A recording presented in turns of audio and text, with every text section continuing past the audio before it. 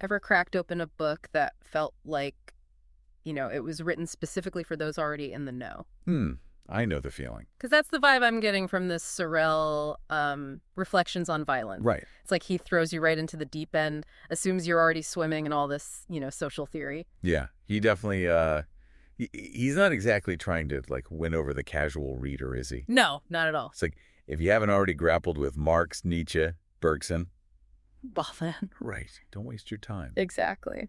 But hey, that's what we're here for, right? This deep dive. We've got selections from uh, Reflections on Violence, and we're going to really try to unpack Sorel's ideas about, well, violence, specifically violence and its role in society, especially when it comes to class struggle and historical shifts.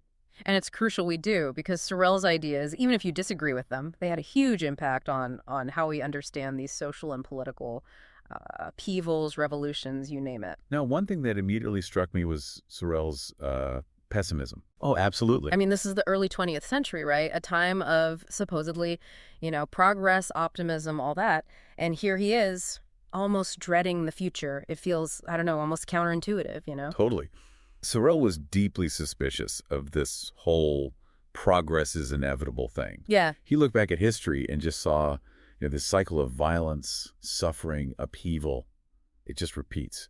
And this fundamental skepticism of human nature, I think, is actually what fueled his critique of traditional morality. Like, the old rules just don't apply when you're constantly on the verge of some kind of societal earthquake. It's like he's saying the old playbook is useless. Useless. So where does violence fit into all of this? I mean, it's right there in the title, so it's obviously a major player. It's central. It's absolutely central to his whole thesis. But, and here's the thing, Sorel isn't interested in violence as some simple good versus evil debate. Right. He's looking at it as this potent force for radical transformation, especially within the context of, class conflict, the struggle between the workers and, well, The powers that be. exactly. And this is where it gets really interesting, I think, because he introduces this whole concept of myths and how they intertwine with violence. He's not just talking about brute force, is he? Not at all. Take his example of the general strike. Now, it's important to note, it's not that Sorel necessarily believed a literal general strike was about to happen, like tomorrow. Okay, so it's more of a, He uses it more as a symbolic event, almost mythical, you could say. okay, I'm hooked.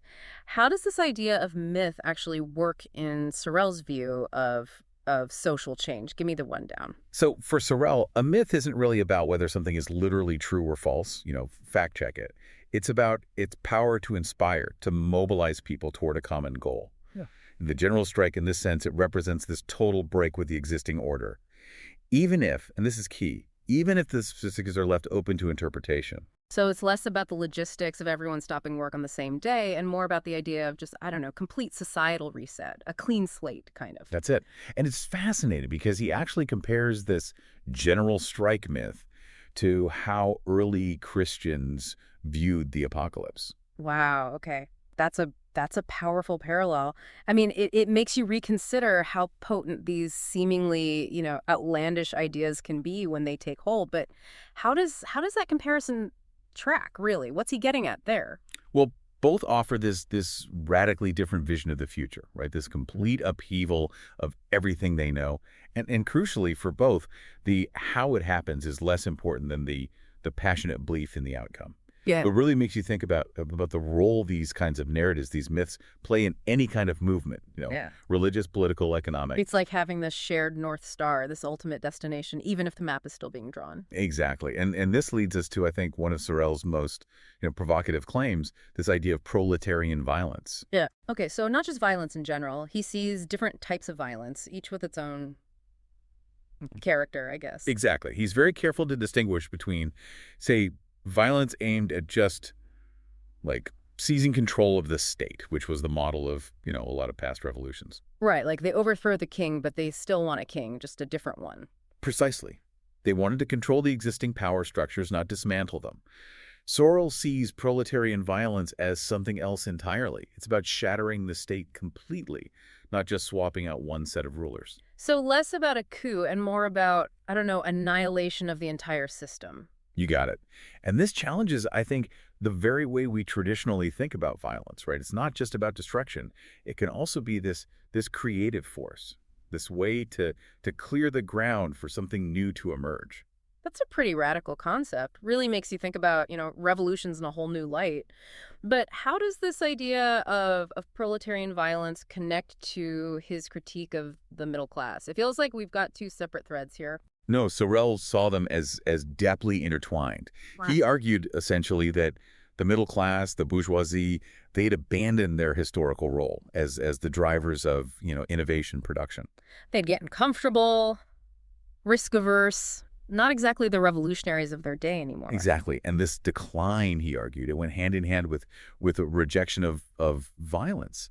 And I don't necessarily mean physical violence here, but that revolutionary spirit, that willingness to disrupt, to overturn, they'd much rather maintain the status quo, even if it means propping up a system that's, well, increasingly stagnant. So where do Sorel's producers fit into all of this? Are they like the antidote to this middle-class stagnation? Absolutely. And remember, for Sorel, a producer, it wasn't really defined by your job title. Ah. It was about your values. Mhm. They're the artisans, the artists, the revolutionaries, anyone who prioritizes creation, excellence, innovation, putting those ahead of personal gain, of social climbing. So it's not what you produce, but the spirit in which you do it. Passion over profit, maybe? Yeah. You got it. It's about striving for something beyond mere self-interest. Sorel contrasted this with what he saw as the calculating, self-serving nature of, well, a lot of the folks actually in power, more concerned with manipulating the system than genuinely contributing to it. So if Sorel were alive today, who do you think he'd point to as like embodying these producer values? Would it be like, tech innovators, social activists, someone else entirely? That's a fascinating question. And it gets to the heart of Sorel's challenge to us, I think, to constantly reevaluate our values and who embodies them in a changing world. He might say it's less about specific professions and more about individuals who embody that spirit of relentless creation, of challenge. It's about having the audacity to imagine a different future and then the will to fight for it, even if it means going against the grain. It's interesting, right? We talk about producers all the time, but usually in like a purely economic sense, Wall Street, GDP. But Sorel kind of flips the script and makes it about something much deeper, a set of values, an ethos almost. Absolutely.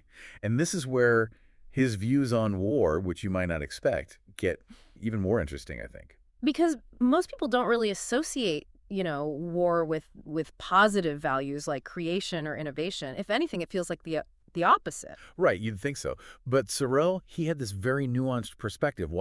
And he's very clear about this, while fully acknowledging the brutality of war, he argued that certain wars of liberation, he called them like the French Revolution, for example, they could embody that same productive energy he saw in those producer values. So he saw like parallels between the spirit of revolution and the spirit of, I don't know, for lack of a better term, like noble warfare. Yeah, precisely. Yeah. He even pointed to the Napoleonic Wars, actually. Oh. Now, even though he ultimately considered them, unsuccessful, to Sorel, they still represented this dynamism, this ambition that he felt was just missing in the increasingly bureaucratic and frankly complacent world that he saw around him. So less about glorifying violence and more about recognizing that in certain very, very specific circumstances, it could be, well, maybe the catalyst for this necessary upheaval, this chance to sweep away the old and make way for the new. Exactly. And this leads us to how Sorel viewed the future of socialism itself, which was anything but, utopian. Yeah. He was very critical of those who envisioned socialism as this kind of, perfectly planned, harmonious society. Too neat and tidy. Not messy enough for Sorel. You could say that. He believed true revolution, it wouldn't follow some like predictable script. It would be unpredictable. Messy, even. This chaotic break from the past. It wouldn't be about, neatly transitioning to some predetermined endpoint, but about having the courage to embrace the unknown, allowing something genuinely new to emerge from the turmoil. That's a far cry from those, utopian visions of perfectly ordered socialist societies. It's almost like he's saying the less rigid the plan, the more likely real change is to occur. And I think this circles back beautifully to where we started, this power of myths. Because for Sorel, it wasn't detailed plans and policies that would drive lasting change, but these inspiring ideas, these myths that captured the imagination and fueled the fight. So in a sense, he was as much a theorist of the power of stories of belief as he was of social and political structures, right? He understood that we're driven by passion, by conviction, this vision of something beyond the present. Exactly. And for Sorel, those things, they weren't often best expressed in, dry academic language, Yeah. but through these powerful narratives, through those myths that resonated on this deeper, almost visceral level. It really makes you wonder what he'd make of our 21st century world. I mean, his writing is over a century old at this point, yet there's this strange timelessness to some of these ideas, isn't there? I think Sorel's greatest challenge to us, even now, is this. What are the myths that drive your actions, that shape your beliefs? Are they myths that propel you toward genuine change, toward a more just and equitable world? Or are they simply reinforcing the status quo, keeping you locked in the same old patterns? It's a question worth pondering. It really is. It's so easy to get, caught up in the day-to-day to lose sight of the bigger picture. But Sorel, I think he reminds us that real lasting change, it often requires us to question those assumptions, to embrace the unknown, and yes, maybe even to risk a little chaos along the way. And who knows? Maybe the key to unlocking that change, it lies not in meticulously detailed plans, but in the power of the stories we tell ourselves, the myths we choose to believe in. Deep stuff. Thank you so much for diving into Sorel's reflections on violence with us today. It's been a truly thought-provoking journey. The pleasure was all mine. Always happy to delve into these complex and fascinating ideas. And to our listeners, we hope this deep dive has given you plenty to reflect on as well. Until next time, keep questioning, keep exploring, and keep seeking out those myths that, well, just might change the world.